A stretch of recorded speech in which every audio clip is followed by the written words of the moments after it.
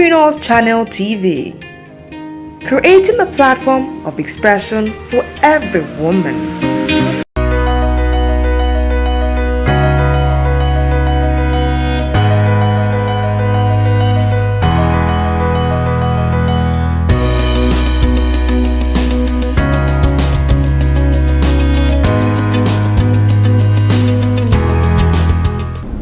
Good day, everyone. My name is Oluwatomi Olatoye, Center for Urban Agric Development.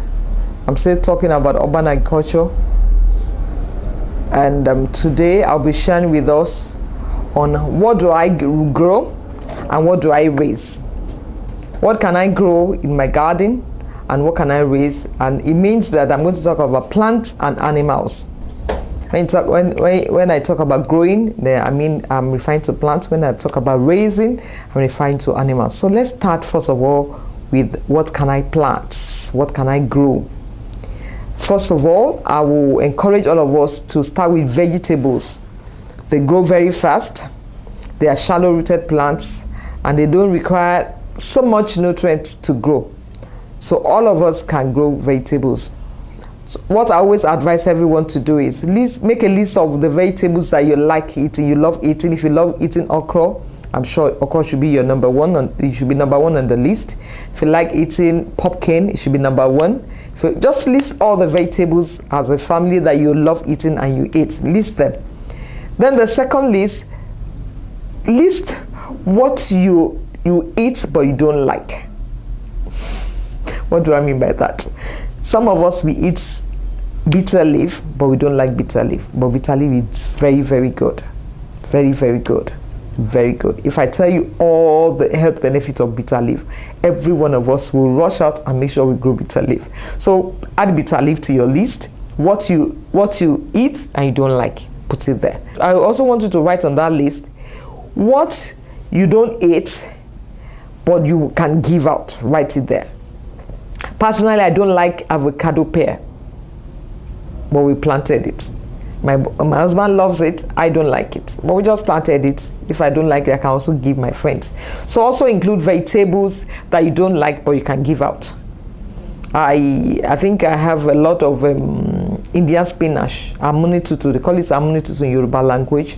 I have a lot in the garden. I really don't like. I eat it, but you don't like it. But I know that people like it. So when people come around, they just cut and go.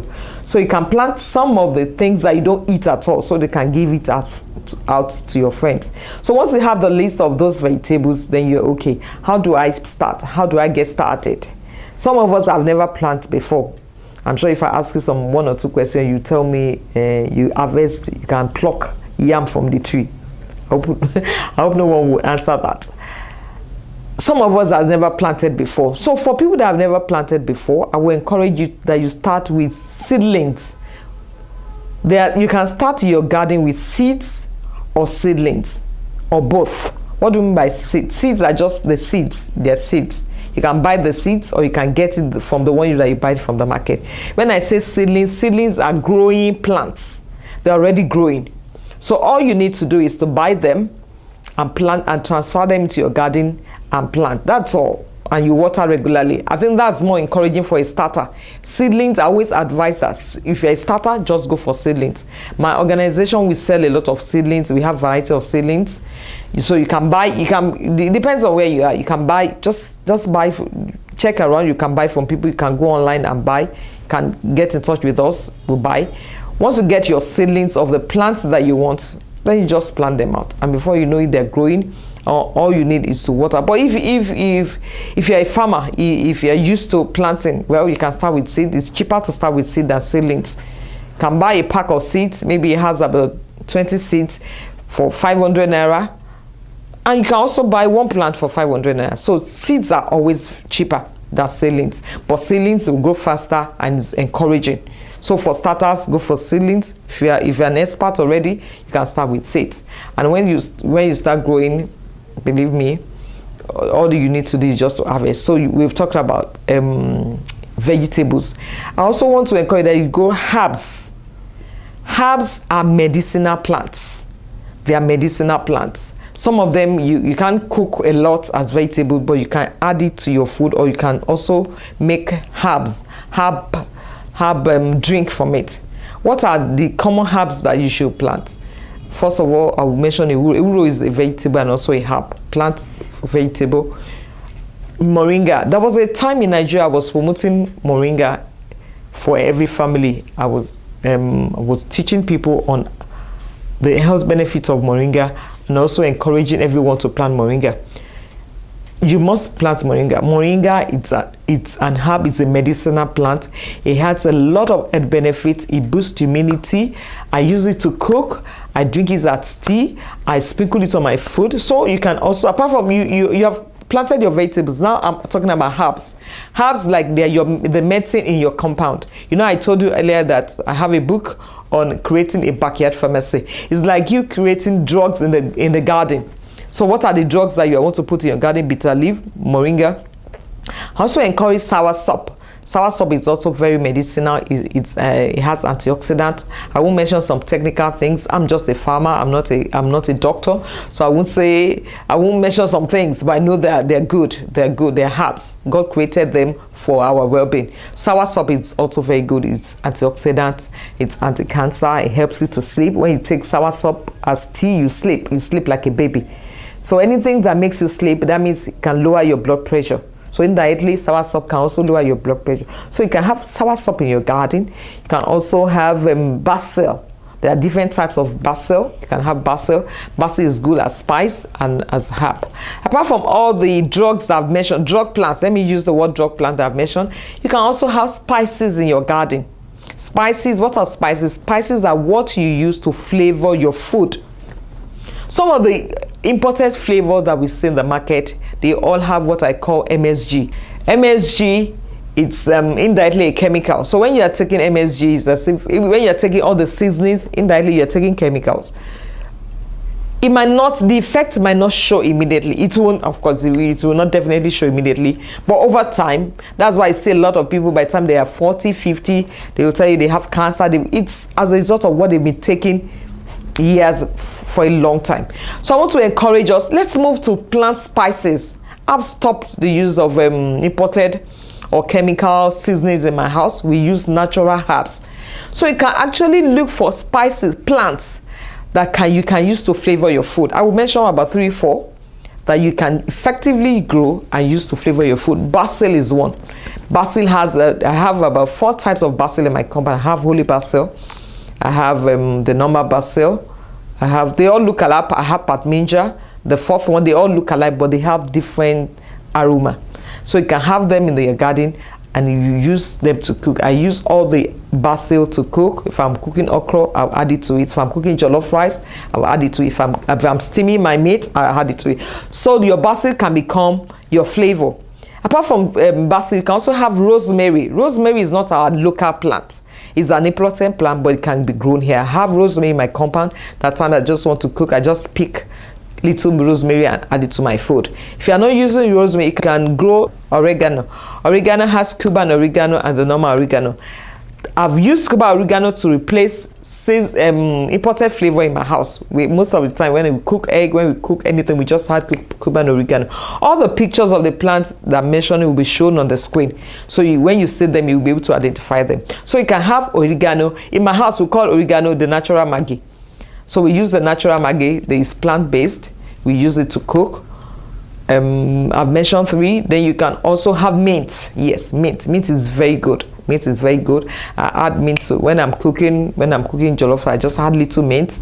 When I'm doing my juice, I add mint. So you can have just 4 of them. I have a lot. I can't mention so many. I just want to mention the few ones that you can use to replace seasoning, imported seasoning in your kitchen. So when you have all those things, you just go behind and you have a complete food. Honestly, you have a complete natural, free from chemical, and it also adding value to your life. So I've mentioned the vegetables, the herbs, and the spices that you get. Then you can also grow food crops. When I say, I mean root crops, like cassava, like corn, like yam. If you have enough space, instead of just buying yam all the time, you can just plant them and harvest and eat. You can grow banana, you can grow plantain. You can also have sweet potato. You can have Irish potato in a sack. You can grow some of those things. At least just try as much as possible to grow 20 or 30% of what you eat, and you are good. Then I also want to add fruit trees, fruits, F-R-U-I-T, fruits. We've planted the food, the vegetable. Now let's look at the fruits. There's some fruits that, most fruit has vitamin C, and vitamin C boosts immunity. So when you have fruits in your compound and you don't grow them with chemicals, you are sure that you are eating organic fruits. You can have mango in your compound. I have about 3 trees of mango in my compound. You can have tangerine. I have big, I call it tangelo. I have tangelo, they're big. I have about 5 plants in my compound. I have cashew. I have soursop. I have loads and loads of soursop in my compound. I love soursop fruits, so I have a lot of that. So just look for fruit trees. You can have 1 or 2 fruit trees in your compound. I have oranges, and I have what else? I have avocado pear. So you too can decide to plant 1 or 2 of those fruit trees in your compound. You find that all the things I've mentioned, I've given you a balanced diet. Now let's look at what can I raise in my compound. What animals can I raise? And some of us will be asking a question that, won't my animals destroy my plants or my crops? Well, if you have enough space, you might have to demarcate your planting area to areas where you raise your goats, where you raise your animals, especially if you are raising goats. Goats are very stubborn animals. They want to eat everything up in the compound. So if you're doing that, you might have to demarcate the planting area from the area where you used to raise your animals. But if you're not doing that, some of the animals can be kept in the cage. Like your chicken, just put them in cages. The rabbits can grow well in cages. Your goats, well, you might have to create a space for them. You can raise birds, the cock and the hen, organically without giving them drugs. Just create a corner for them and let them eat. Give them kitchen leftover. You know what I always do? I always make sure that I have animals in my compound because of leftover food in the house. I still have young children, and they waste food. Of course, at times they waste food. So instead of just throwing those food away, I just give it to the animals. Right now we have limited. I think I just have the poultry, a small local poultry in my compound, and I feed them with waste from the kitchen. Most families, most households will generate waste. So instead of throwing the waste away, just give them to the animals. That's why it's important that we should have 1 or 2 animals in the compound. So you can have dogs. There was a time when we were living in a rented apartment, I couldn't raise my own animals, but I had a dog.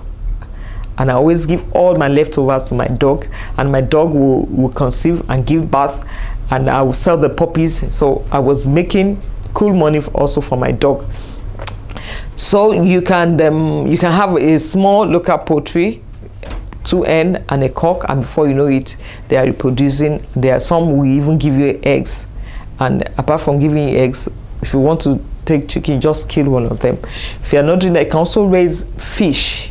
Catfish can be raised effectively in containers, no matter how small or big the container is. You can use old tank. You can use old fridge to raise your fish.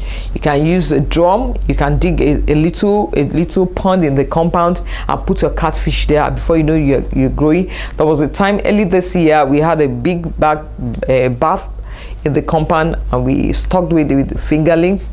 And after some time, we just eating. Anytime we just feel like eating fish, just go and my son will just go and pick one, we eat it and cook. So you can have a small fish pond in your compound and eat from that.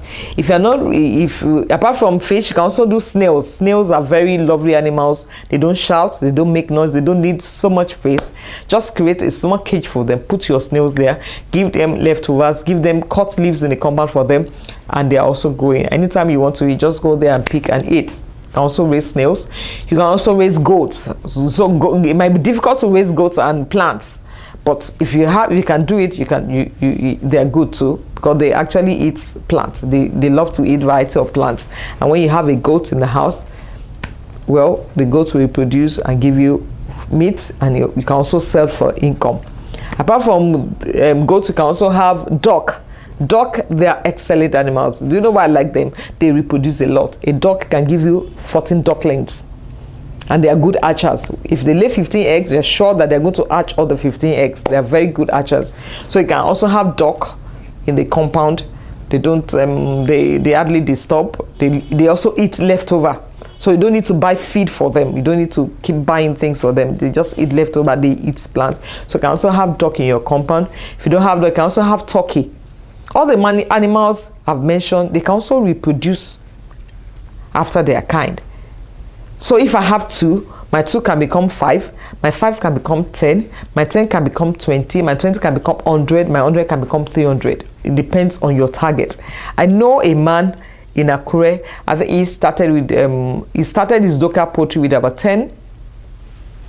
By the time I visited him, he had over 300 birds just within his compound. I know a guy that told I didn't visit the farm, but he told me a story. The guy lives in Dubai now. He said he started with local poultry. He bought about 25 female and about 10 cock, and they were producing. I said he was selling, he was making money, he was selling. He said he used the bulk of the money from the local poultry to build his house in Oshogbo. The guy is presently is in Dubai. So we can actually produce those things for meat and also sell for money. Any animals that can give you young ones, they are super. Honestly, they are super. It's a fig. Any young ones that any animal gives is a gift to you.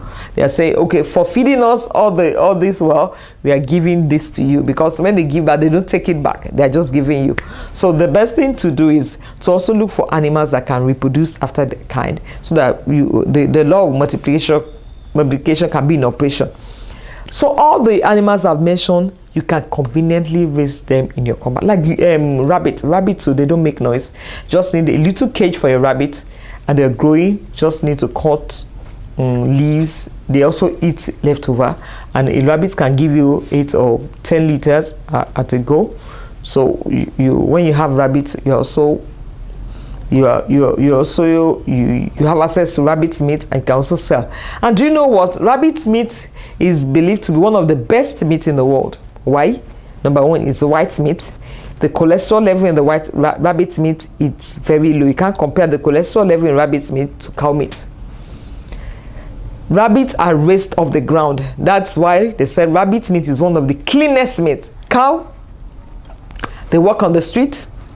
Goats walk on the floor. Chicken walk on the floor. Almost all the animals walk on, except rabbits. You raise rabbit off the ground. That's why the rabbit meat is considered to be one of the cleanest meat. So if you have rabbit and you eat rabbit meat, you are doing good to yourself. The cholesterol level is low, it's clean, and it's just super. It's just super. Anybody can eat it. Anybody above 40 should reduce intake of cow meat and look for lean meat. They call it lean meat. Meat that doesn't have so much fat in them. They are lean meat. Goat is also lean meat. So eating rabbit meat is super for you. So all the animals that I've mentioned can also be raised without any stress, without you having to spend so much money on feeding them. So with all the things I've said now, you can see that you can actually have food in the house all the time. You can have that. You can have food in the house all the time. Don't forget that concept, food always in the house. You can have some, you can have all, you can have 50% of what you eat in your garden, and before you know it, you're just fine. You're just fine. Apart from all the things I've mentioned, I know some of us will be asking questions. I really want to farm. I really want to grow something. I really want to raise animals, but I don't have space. I live in a rented, you have so many hurdles. I live in a rented apartment. My landlord will not allow me to do that. I'm very busy. I go to work and come back very late. You have so many hurdles on your way. I want to tell you that I'm going to teach us how to also raise our animals, whether you have land or you don't have land. I'm going to teach us how to raise our food, how to grow our food without land, and I'm going to give us tips on various things to use to raise our plant. But from all the things I've mentioned now, you can make a list as a family. Just make a list. Our focus is to achieve zero hunger. Even if I don't have money, I must have food. At times you have money, you don't have food. At times you have food, you don't have money.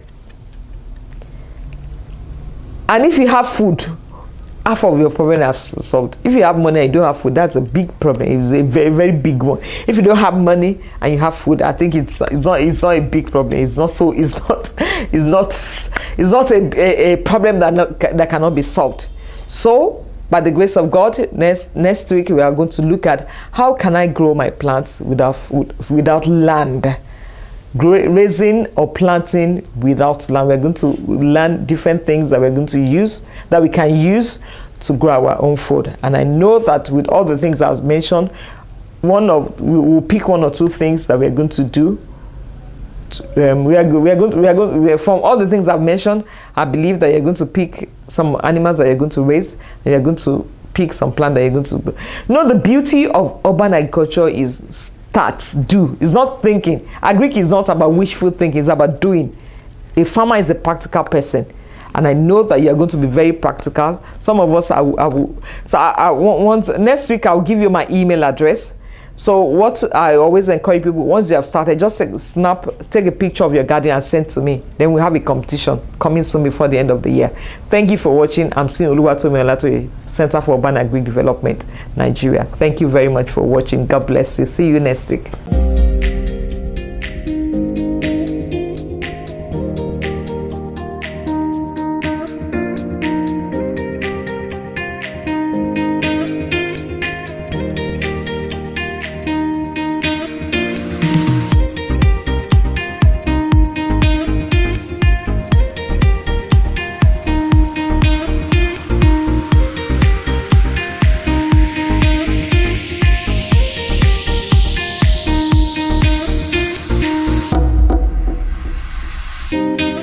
Entrepreneurs Channel TV, creating a platform of expression for every woman.